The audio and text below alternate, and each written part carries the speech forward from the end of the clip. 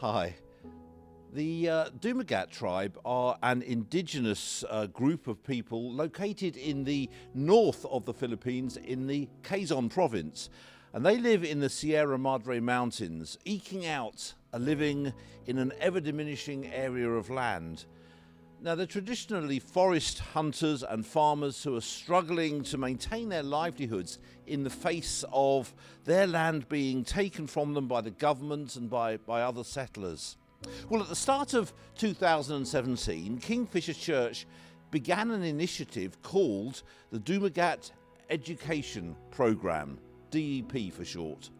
And this program enables a growing number of Dumagat children to get an education, either at the local village school in Bulak, which is a little settlement at the top of the mountain where many of them live, or in Sibug Elementary School in the town of Sibug, which is located at the foot of the mountain. And now the government provides an education for children, but the families are expected to provide food, materials, accommodation, which is beyond the means of many Dumagat families. The DEP enables people to sponsor currently around 40 children to receive what we regard as basic in the West, but what the Dumagat see as absolutely vital to provide a better future for their children. Traditionally, girls would get married at around the age of 12 when they would leave school and be expected to support their husbands at home and become mothers themselves. The DEP is enabling different choices to be made, especially for these young girls.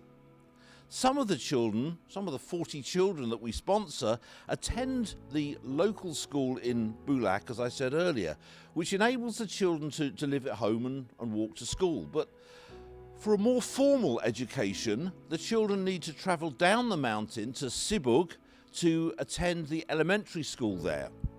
Now, the journey is hazardous and takes a long time, so the DEP is providing accommodation near to the school in the form of wooden houses and a kitchen and toilet facility where the children and their families can live during the week and then return home at the weekend. We've enabled the building of 6 houses to date, as well as the kitchen and the toilet facility. Would you like to be part of changing these young people's lives?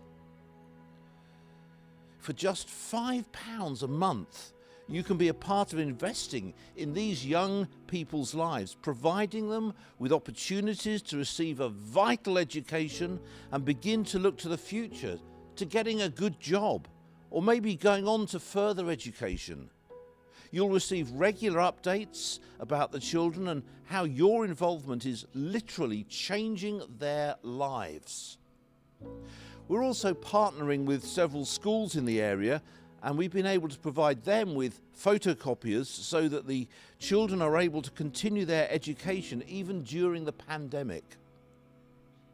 To be a part of the Dumagat Education Program, just email us at info@kingfisherfamily.org and we'll send you a standing order form for you to fill in and send to your bank.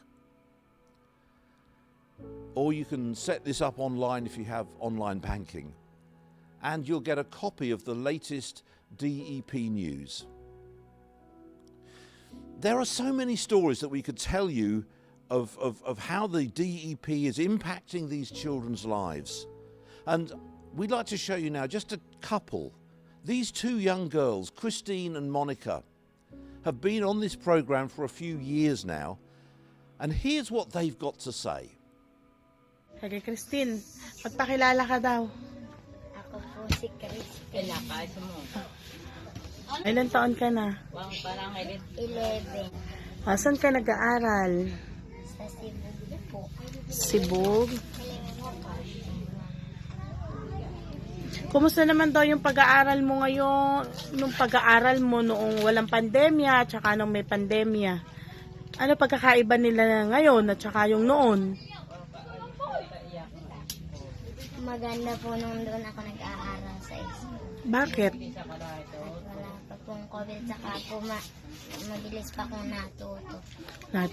Ano ang karaniwang kinakaharap mong problema ngayon sa pag-aaral mo ng modular dahil sa pandemic? Nahihirapan pa ako dito doon sa module, pero ang turanay sa diyan ko. Dito ka, Mare. Salamatan po natin, Belia. Kaya ka nakapag-adal ay napinatyan kita sa Beliti si Kuge. Oo, wala. Ano daw yung naitutulong sang deaf? Mahalaga daw ba yung tulong na nanggagaling sa deaf natin sa Kingfisher? Opo. Bakit? Ano yung kahalagahan? At binigyan po kami ng bahay para po makapag-aral. Ano pa? Ano yung mga natatanggap? Mga budget. Natatanggap? Malaking tulong ba yun? Yung natatanggap nyong bigas? Malaking tulong kasi. Ikaw, Mare. Ikaw naman, Mare. Tatanungin ko. Magandang tulong na naibigay sa inyo ng Kingfisher tsaka ng DEP sa pag-aaral ng mga bata. Ay, una po sa lahat. Ang una pong naitulong sa amin. Sumunod sa Panginoon. Tapos, sumunod po ito ang bahay namin. Sige, Tapos, magsasalita. malaking pasasalamat ko po kagaya po ng pag-aaral nga ng mga anak ko. Bigyan po kami ng bahay para makapag-aral sila dito sa Cebu. Nibigay bilang scholar po yung isa kong anak. Ay malaking tulong po yun sa amin. Kaya yun po ang pinasasalamatan. Kung sakali ba na mawala yung scholar natin, wala ng support, malaking kawalan ba sa inyo pagka hinintunan ng Kingfisher yung support na ibinibigay nila? Ay, kawalan po sa amin kasi kung hindi na kami tutulungan, siyempre bahay man namin, mawawalan kami ng bahay, mawawalan yung mga bata ng supply. Balik lang po kami siguro sa Kamarin. Ganun. Okay, magpasalamat kayo. Ano yung masasabi nyo sa Kingfisher Church sa tulong na ibinibigay sa inyo kay Pastor James, sa mga taong sumusuporta sa inyo?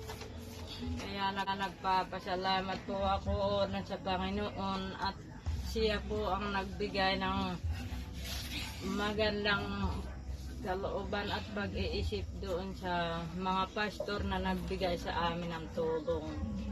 At siya lang naman po yung nakakaalam ng lahat ng bagay dito sa atin sa lupa. Okay, sabihin nyo, salamat Kingfisher Church.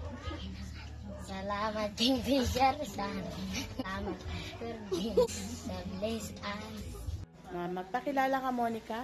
Ako po si Monica Lizzie Guzman, 15 years old. Ano po kaming magkakapatid? Anong grade ka na? Grade 6 po. Grade 6 ka na. Kumusta naman yung pag-aaral mo noong walang pandemic at saka ngayong may pandemic? Pero mas okay po sana nung wala pang pandemic. Bakit nasabi mong mas okay nung walang pandemic kaysa ngayon? Kasi po yung hindi ko po mga alam na ituturo ko sa akin ng teacher. Kumusta naman yung tulong na naibibigay sa inyo ng Kingfisher Church? Malaki din po kasi po tulad po ng budget po na ibibigay kapag wala po kaming kinakain, yun po yung nakakain namin para po patuloy-tuloy po yung pag-aaral namin. At tulad din po din sa bahay na kahit po pa paano, may natitiran po kami dito para din po may pagpapalitan. Okay. Sa'yo naman, Gupad, ano naman yung pinagkakukuhanan nyo, pinagkakakitaan nyo ngayon? Pagtatanim na po. Pagtatanim ng kamuting bangin, saka mga gulay na ibinibenta namin dito sa barrio para may susuporta din po kami dito sa mga bata. Okay pa. Sa'yo, Monica, ano yung pangarap mo? Ano gusto mong kuning kurso? Maging teacher po. Bakit teacher? Para po makatulong sa mga kapwa ko po tulad po sa mga sinisibol na bata. Gusto ko po, pagdating po ng panahon, ako na po yung magtuturo sa kanila.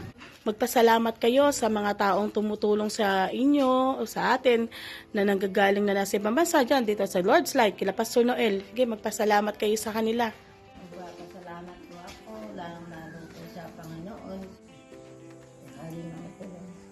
sa buhay po namin ay kahit po pa paano ay nakakaraos po kami sa tulong ng Diyos.